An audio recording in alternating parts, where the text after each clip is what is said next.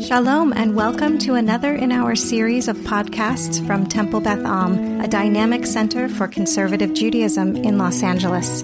This is a recording of a Shabbat teaching by Rabbi-Cantor Chonry. This is a little bit of light learning. You know that I sometimes bring a little bit of heavier learning on the Parsha. This was a step back a little bit later this week.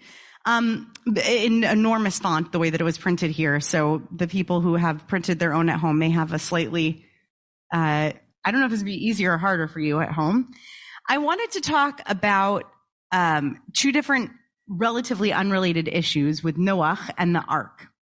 And one of them is something that I began thinking about last year, and the experience of Noach and what it was like being in the ark and going into the ark and trusting going into the ark with the oncoming, approaching flood. And the other issue, related arguably, but maybe arguably unrelated, is the issue of the passage of time and the experience of the passage of time for Noach and the others who were on the ark, the other human beings who were on the ark. So there's a piece that I just read from the 6th chapter, they just chanted, that talks about God's establishment of a covenant with Noah in the context of a verse,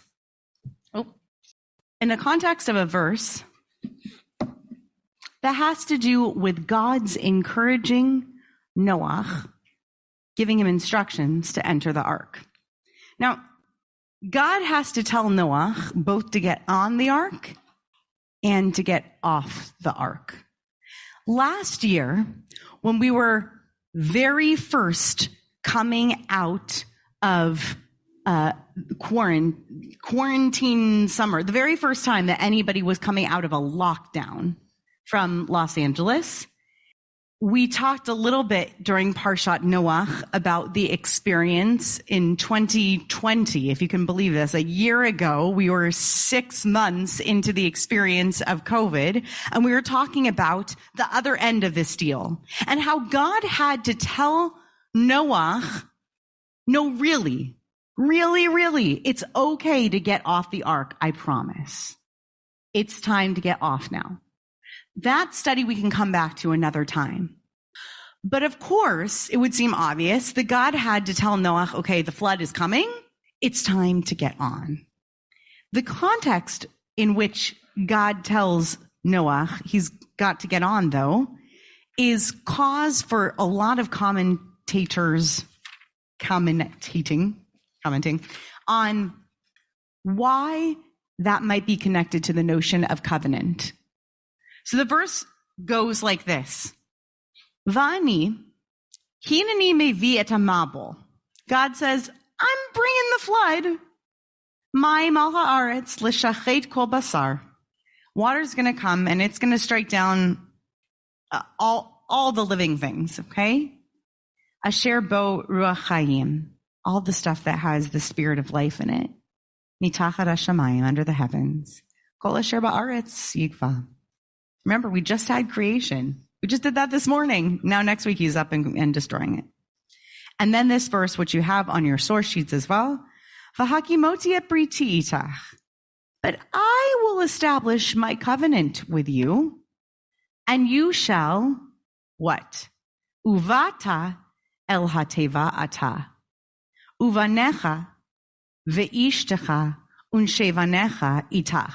By the way, if we were doing this in a study with that other verse that I just mentioned, we would talk about one of my favorite words, tikbolet, the parallelism in the authorship, because the instruction also goes in this order, in the instruction to leave the ark, and the commentators also have a lot to say about Noach being instructed to leave the ark, and then his wife and his kids being instructed to leave separately. Like, why list them all out? The Torah doesn't waste a single word. And here also, they're asked to enter, each of them instructed to enter separately. But why I'll establish my covenant with you and you should enter the ark? Why hakimoti et briti? And a lot of you know that I get hooked on the vavs a lot in the text. U vata el hateva. What could that u possibly mean in this verse? So you tell me, what could that u possibly mean in this verse? Unfortunately, I'm not going to be unmuting, I don't think, unless, maybe Hector's hanging out there to unmute Brant and Joanna and those folks as well. But at least let's start with the folks on the field and then I'll go to Zoom. Yes.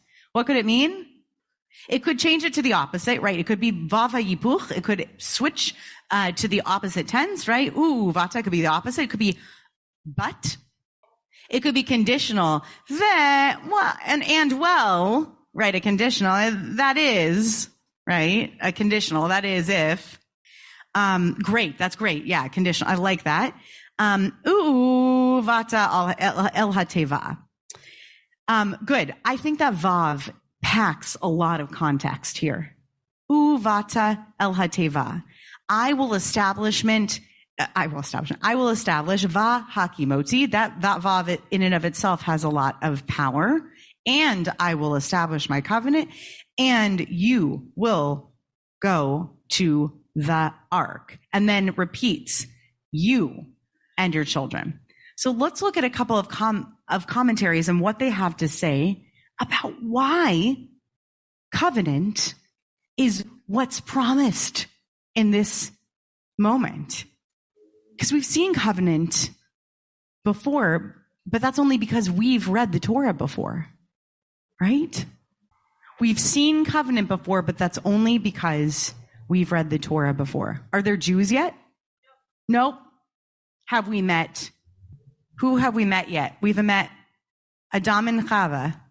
Those are the only people we've met, right? So far. Those are our only characters and their kids. Right. That's it. We've just met that we're only now meeting the next generation with Noach. So, next generations, there's a lot of people are born, but we're only now meeting the next generation who aren't background characters. Okay. We're only meeting the next protagonist. Yeah. So this is the first time that we get a Brit in Noach, but it is not the first mention of Brit, and it's going to come up later in the packet. What a great planted question. Thank you for bringing that up. It's going to be source like 5. Very good. We're going to get there. Okay. So the Or HaChaim says the following. We're going to do this because we're doing this frontally instead of me reading at you. I'm going to do this in kind of like an interpretive summation of each of these verses. Also because we don't have all that much time. Like the sun's going down. We're going to hit Mariv. So the Or HaChaim says this, and you can read these word for word as I go through. But instead, I'm going to give this to you because some of you are munching on bagels, or I don't know, maybe Joanna has gummy bears at home, something like that, right? You just seem like a gummy bear kind of person. So you'll tell me later if I'm wrong. So the Or HaChaim says, well, Noach would have, of course, thought of the ark as a death trap, right? God says, the flood waters are coming, and I am going to wipe everything that has a Ruach Chaim off the face of the earth. Kol basar, every living flesh. Now go get on that boat. And Noach goes, what? I'm sorry, what? Excuse me, right? Because what we don't have is a covenantal relationship really with anyone in Noach's generation. We know that Noach is Sadiq Tamim B'dortav. We know that he is exceptionally righteous in his generation. But what we don't have is a relationship yet with him and God where there's any kind of anything except for maybe an upheld promise that God won't kill him. That's all God and he have between them, which is what Or HaChaim comes to say. God has to remind Noach of the promise that God has made that the ark isn't a death trap. Wouldn't you think it is?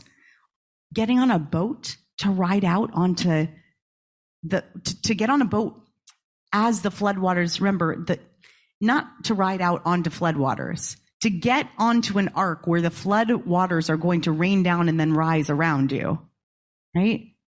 It's very fear-inducing, to say the extreme least.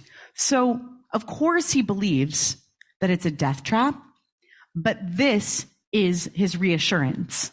V'hakimoti et briti, he says, first, I will establish my covenant with you, and I'm establishing my pact with you. Go ahead, trust me, get on this ark.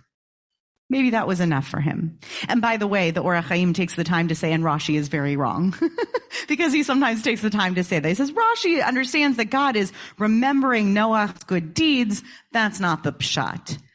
There is no such thing as a simple plain meaning of the text, the pshat. That's for a whole other conversation, but I like that the Or HaChaim takes the time to tell us, Rashi's wrong. It has nothing to do with God saying, you've done wonderful good deeds in the past. It's just God saying, hey, Noach, I know this is really scary.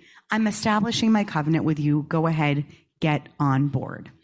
If you flip to the next page, you start to get to the Hebrew of the Ramban of Nachmanides and his commentary on this.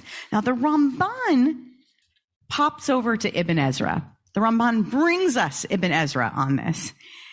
And Ibn Ezra says that this is in and of itself a sign.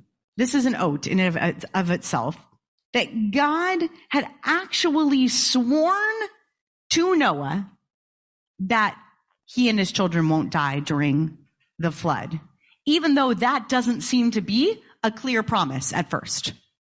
It doesn't seem to be clearly promised that he isn't going to be perishing in the flood, neither he nor his children.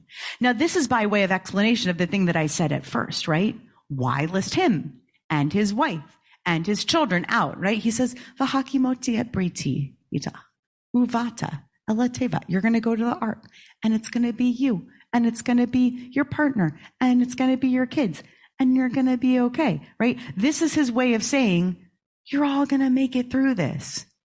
Why does God not just say, you're all going to make it through this? God has funny ways. That's what Ramban and Ibn Ezra, I suppose, would say, right? And then he goes through this really long explication of v'hakimoti, meaning that I will fulfill an oath.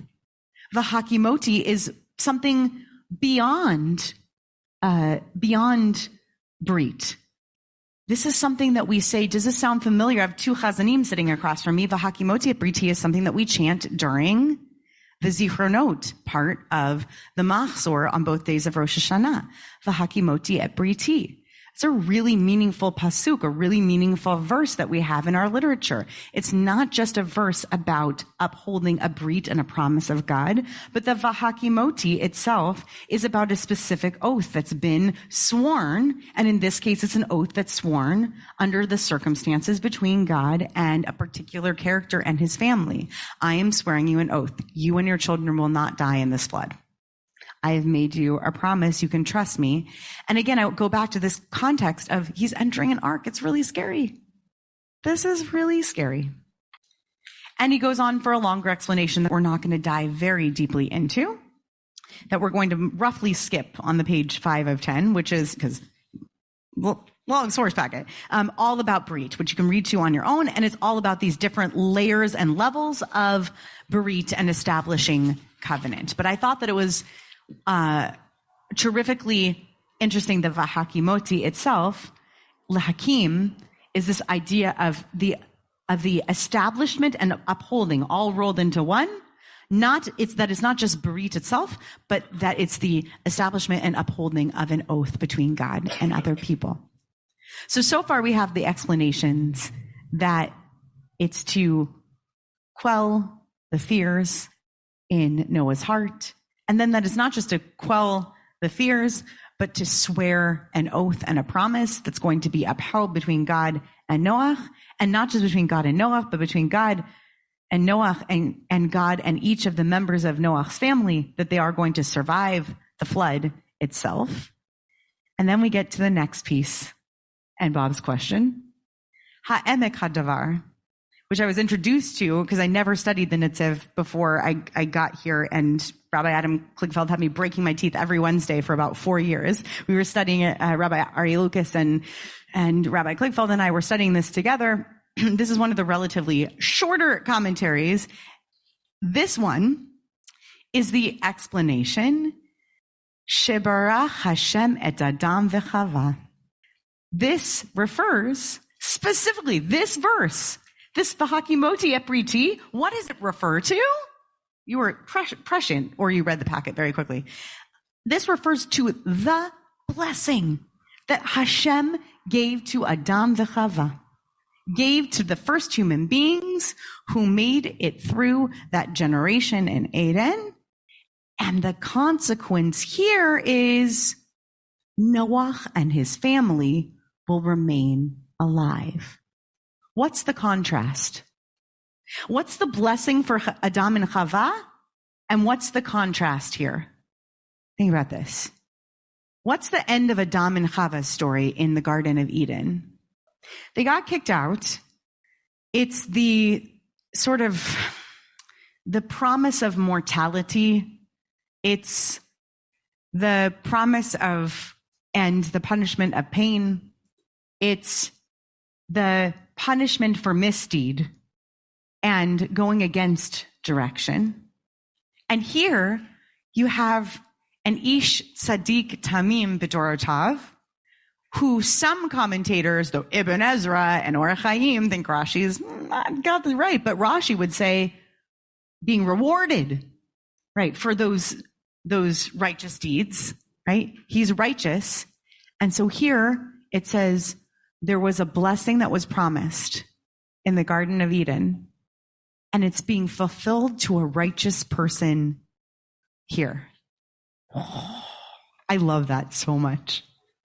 What a beautiful concept. Like, it's going to come and it's going to be fulfilled, but it was waiting for the right person who was like ready for it. This is begging a parable and a children's story for me, right? Like, you know, there was just this gift and this gift was waiting around and it needed to be given, but the gift couldn't be given until like the right person. This book has probably been written, but you know, and the gift like needed to be given to the right person. It was just like waiting for the right person. So it was like this brit.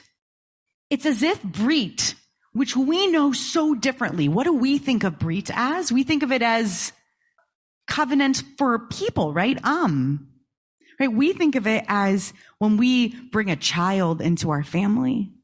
We think of it as covenantally bringing them into the entire peoplehood. We think of brit, we think of people who convert to Judaism as joining covenantally, as choosing to join covenantally an entire peoplehood. But here, hakimoti et briti is a swearing of an oath, a promise, and it's a cross-generational promise of a bracha, of a blessing that winds up getting fulfilled in reward for righteous deeds. And brit is its promise. Brit is closer to like a modern Hebrew meaning of the word. It's a pact, and it's also something quite personal for Noach in this particular time. So that could have been it, and that could have been the thing that this hinged on, but I wanted to add a little bit of a special addendum to this. I love this personal reassurance. This is not something that has like I don't have a moral teaching to draw out of this to say to all of you, and this, and therefore you can go home and make your week better from it. I just think it's a lovely evolution of brit in our tradition. But there is another aspect of this, that related cousin of the piece, the way that time was suspended there for Noach, that I do think we can draw something from. So one of the things that I talked about this past Friday night, was anybody here at Sorvev on Friday night? Not the same cross crowd? Maybe some people were online. Tybal was online and Joanna might have been online. So some of you might have heard him. The two of you were online, were here on the field. So I talked a little bit about Bex Rosenblatt's Torah on Isaiah, which was the Haftorah from this morning, and the idea of God's stretchiness in time, and this idea of suspending ourselves on Shabbat.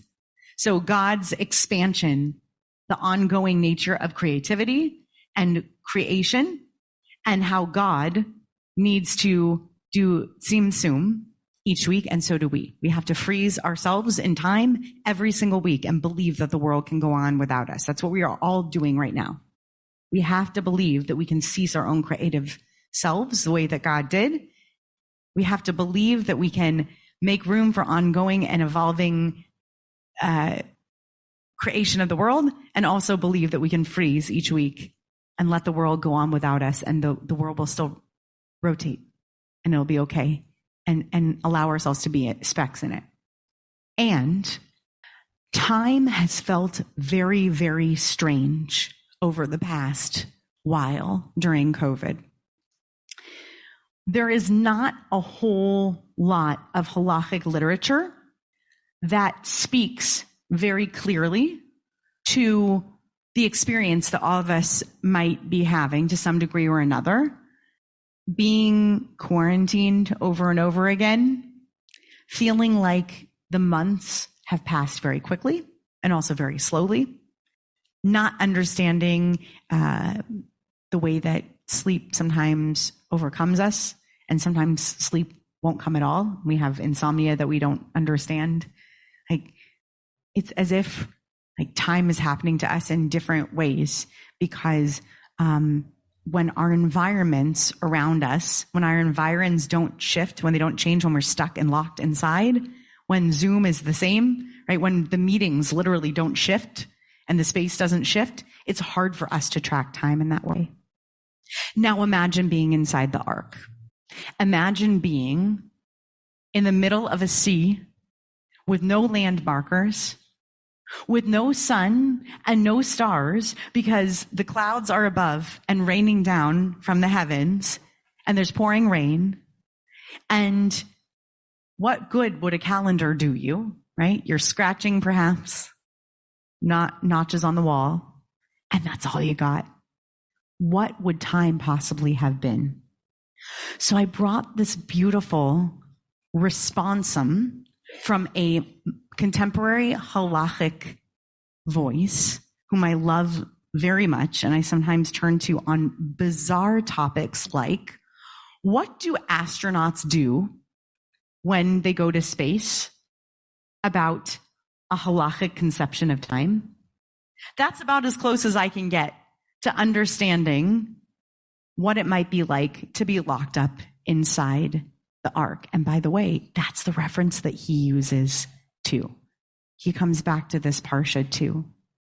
And he says that we should understand, and some of you may have heard this before in terms of the understanding of the acts of creation, that when we don't see the sun set, it's as if a 24-hour period didn't happen to us.